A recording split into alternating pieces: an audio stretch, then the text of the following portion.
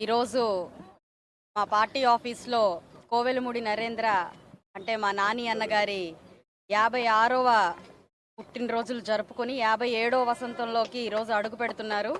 మా అందరికీ చాలా ఆనందంగా ఉంది. ఈరోజు మేము అందరం ఒక పండుగలాగా ఆయన పుట్టినరోజును జరుపుకోవడం చాలా ఆనందంగా ఉంది. అయితే పార్టీకి ఈ గుంటూరు పశ్చిమ నియోజకవర్గానికి ఆయన చేసిన సేవలు, ఆయన ఆయన ఎంతోమంది కార్యకర్తల్ని, ఎంతోమంది డివిజన్ లీడర్ని తయారు చేసిన తీరు అనిర్వచనీయము.